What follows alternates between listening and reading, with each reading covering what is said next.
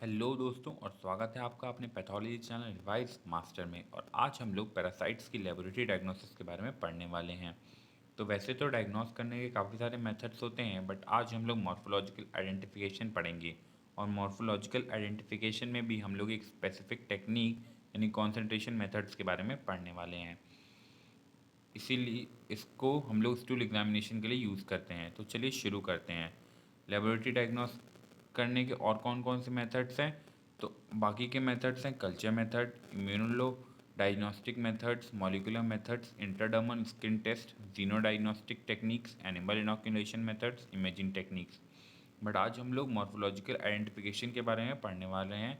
Morphological identification में basically हम लोग मैक्रोस्कोपिक और माइक्रोस्कोपिक एग्जामिनेशन करते हैं।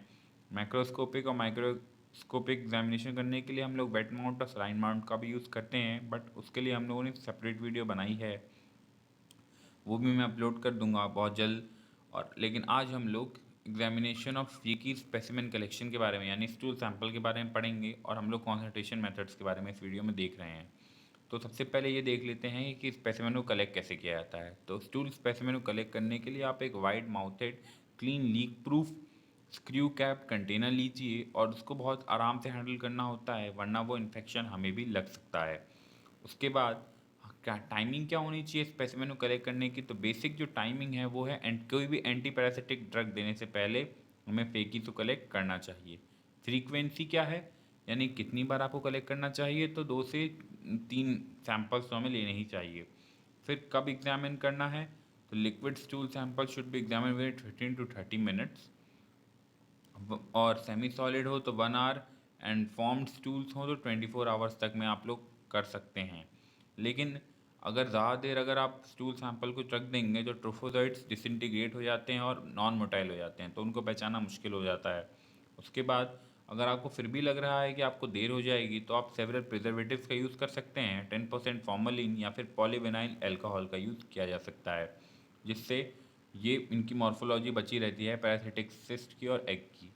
अब कॉन्सेंट्रेशन टेक्निक्स पे आते हैं। तो सबसे पहले कॉन्सेंट्रेशन टेक्निक का यूज़ ही क्यों होता है? तो क्या होता है कि पैरासाइट का एग देखने के लिए कई बार क्या होता है, पैरासाइट के एग्स उतने ज़्यादा नहीं मिल पाते हैं। तो क्योंकि उनका आउटपुट बहुत कम होता है, तो हम चाहते हैं कि हमें सिर्फ एग ही मिले, तो इसीलिए बाकी सारी चीज़ों को हटाने के लिए हम कॉन्सेंट्रेशन टेक्निक का यूज़ करते हैं। अब कॉन्सेंट्रेशन टेक्निक्स में हमें एग, सिस्ट और लार्वा देखने को मिल जाता है, बट ट्रोपोजॉइट गेट्स डिस्ट्रॉयड, याद रखिएगा आप लोग। फिर सेडिमेंटेशन टेक्निक्स और फ्लोटेशन टेक्निक, दो मेथड हैं कॉन्सेंट्रेशन टेक्निक का। सेडिमेंटेशन टेक्निक में बेसिकली हम लोग सेंट्रीफ्यूगेशन का यूज़ करते हैं, और क्योंकि एग्स और सिस्ट जिनकी डेंसिटी ज़्यादा होती है वो नीचे बैठ जाते हैं, और बाकी का सुपरनेटेंट लिक्विड जो ऊपर बच जाता है हम उसको डिस्कार्ड कर देते हैं, और जो नीचे बैठा एग्स और सिस्ट है सेंट्रीफ्यूगेशन के बाद हम उसको लेके एग्जामिनेशन कर लेते हैं। फ्लोटेशन टेक्निक में क्या करते हैं? फ्लोटेशन टेक्निक में हम लोग एक सैचुरेटेड सोल्यूशन बनाते हैं सॉल्ट का। उसके बाद क्या होता है, उस वो जो फ्लोट्स जो एग होते हैं वो फ्लोट करने लग जाते हैं, जिनकी डेंसिटी कम होगी वो फ्लोट करने लग जाएंगे, और हम लोग फिर उनका माइक्रोस्कोपिक एग्जामिनेशन कर लेते हैं। तो चलिए इनको थोड़ा डिटेल में पढ़ते हैं। सबसे पहले सेडिमेंटेशन टेक्निक। इसका एक बेसिक प्रिंसिपल है कि इसमें क्या होता है, हम लोग सेंट्रीफ्यूगेशन करके स्टूल सैंपल को सेंट्रीफ्यूज करते हैं। उसके बाद जो सिस्ट हेलिमेंथिक एग्स होते हैं वो सब बॉटम में बैठ जाते हैं, क्योंकि उनकी डेंसिटी ज़्यादा है बाकी के सस्पेंडिंग मीडियम से, यानी बाकी के जो इसमें बाकी का जो भी सैंपल है उससे, बाकी के सैंपल से बाकी के पार्टिकल से इनकी डेंसिटी ज़्यादा होने की वजह से ये नीचे बैठ जाते हैं ट्यूब में। आपको याद रखना है कि ये नीचे होते हैं, और बाकी का हम सुपरनेटेंट डिस्कार्ड कर देते हैं, और फिर इनको लेके माइक्रोस्कोपिक एग्जामिनेशन कर लेते हैं। तो इसका प्रोसीजर क्या है? सबसे पहले ½ टी स्पून फेकीज लीजिए और उसको एक ट्यूब में ट्रांसफ़र कर दीजिए, जिसमें 10 ml 10% फॉर्मलिन हो। उसको फिर मिक्स करिए और फिर 30 मिनट्स के लिए छोड़ दीजिए। फिर उस मिक्सचर को फ़िल्टर करिए और फिर 15 ml कॉनिकल सेंट्रीफ्यूज ट्यूब में रखिए, उसको 2 लेयर्स ऑफ गॉज से कवर कर दीजिए। फिर about 8 ml of filtrate collect हो जाता है, 3 to 2 ml for formalin preserve stool. उसमें से आप 3 to 4 ml फिर से प्रिजर्व कर दीजिए। फिर 0.85% सलाइन लीजिए और फिर उसको ऐड कर दीजिए ट्यूब के टॉप तक, जिसमें आपने फिल्ट्रेट को डाल रखा है, और फिर उसको 10 मिनट्स के लिए सेंट्रीफ्यूज करिए। फिर वापस से सुपर न्यूट्रिएंट को कलेक्ट करिए और फिर 0.5 से 1 ml of sediment is resuspended in the saline और formalin and centrifuge again for 10 minutes. फिर उसके बाद में the sediment is resuspended 5 to 10% formalin and centrifuge again. अगर आप चाहें तो 4 स्टेप या 5 स्टेप को ज़रूरी नहीं है कि करें आप दोबारा से, मतलब फिर से सेडिमेंट को सस्पेंड करें। अगर आपको लग रहा है कि जो ऊपर का फिल्ट्रेट है वो बहुत ज़्यादा क्लियर हो चुका है तो 5th स्टेप को दोबारा करने की ज़रूरत नहीं है। लेकिन अगर लग रहा है कि नहीं ऐसा नहीं है, वो क्लियर नहीं है, तो 5th स्टेप को करिए। हम लोग बेसिकली क्या कर रहे हैं, एक ट्यूब में हमने सैंपल लिया, फिर उसके बाद उसके ऊपर का जो वो बचा सुपर न्यूट्रिएंट उसको डिस्कार्ड कर दिया। फिर हमने सेडिमेंट में फिर से एक वो बनाया लिक्विड्स वाला, फिर उसको सेंट्रीफ्यूज किया, फिर ऊपर का सुपर न्यूट्रिएंट डिस्कार्ड कर दिया। इससे क्या होगा, जो अंत में जो बचेगा वो क्लियर होगा, वो क्लियर सैंपल होगा और फिर हम लोग उसका एग्जामिनेशन कर लेंगे, उसमें हमें एक्सरसाइज देखने को मिल जाएंगे। फिर बेसिकली ईथर डाल ऐड करिए और फिर उसको क्लोज कर दीजिए और फिर शेक एंड विगरसली, यानी कि ईथर आपको बिल्कुल वो मिक्स कर देना है सैंपल के साथ में जो आपका वहाँ पे सेडिमेंट बचा हुआ है। उसके बाद में स्टॉपर को रिमूव कर दीजिए और फिर सेंट्रीफ्यूज कर दीजिए 10 मिनट्स के लिए। फिर आपको जो अंत में स्टेप 7 में दिखेगा वो होगा, ईथर ऐड करने के बाद ही आपको ऐसा दिखेगा। ये 4 लेयर्स बन जाएंगी। 4 लेयर्स में टॉप लेयर जो होगी वो ईथर कंटेन करेगी, सेकंड में डेब्रिस, थर्ड में क्लियर लेयर फॉर्मलिन की होगी और फोर्थ जो लेयर होगी सेडिमेंट होगी। आपको ऊपर की बाकी की 3 लेयर को डिस्कार्ड कर देना है। डेब्रिस को रिमूव कर दीजिए ग्लास रॉड से, सुपर न्यूट्रिएंट को डिस्कार्ड कर दीजिए, फिर एक पिपेट से सेडिमेंट को निकालिए और फिर सलाइन या फिर आयोडीन माउंट में एग्जामिन करिए। अगर आप ईथर को सब्सटीट्यूट करना चाहते हैं, क्योंकि ईथर एक्सप्लोसिव होता है, तो उसको अगर रिप्लेस करना है तो आप इथाइल एसीटेट का या फिर एसीटोन का भी यूज़ कर सकते हैं। If the stool is polyvinyl alcohol preserved, then following step 1 the saline or formalin mixed stool is filtered immediately। अगर आपने शुरुआत में फॉर्मेलिन की जगह पे पॉलीविनाइल अल्कोहल का प्रिजर्वेशन में यूज़ किया था तो शुरुआत में ही आपको इससे फ़िल्टर करना ज़रूरी होता है। यानी कि आपको शुरुआत में फ़िल्टर वो फॉर्मेलिन में रख के फिर फ़िल्टर करने की ज़रूरत नहीं, आप इमीडिएटली फ़िल्टर आउट कर सकते हैं।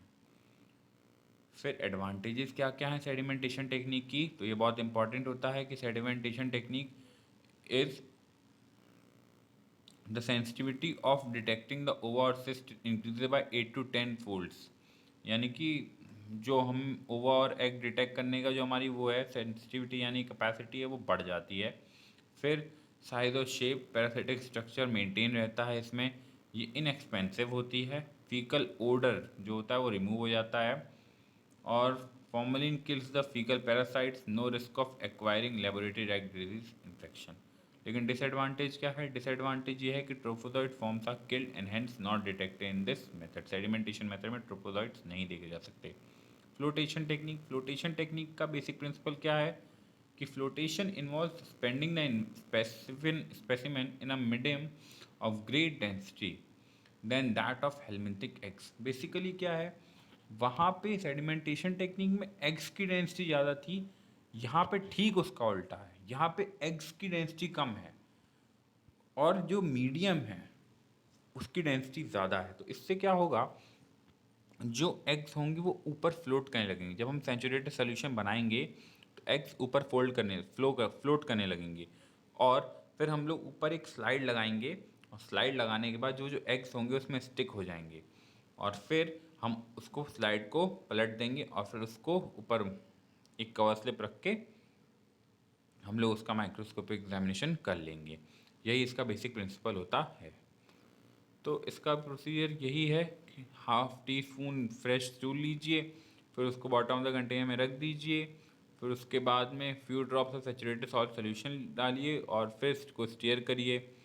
फिर उसके बाद में और ज़्यादा सॉल्ट डालिए, फिर उसमें और ज़्यादा सॉल्ट डालिए, मतलब सेचुरेटेड आपको उसको पूरा पूरा कर देना है। फिर उसके बाद में ग्लास स्लाइड ला के आपको 20 मिनट्स के बाद छोड़ने के बाद ग्लास स्लाइड ला के ऊपर रखिए और फिर जब एग्जॉस्ट थोड़ी देर में चिपक जाए तो उसको हटा लीजिए।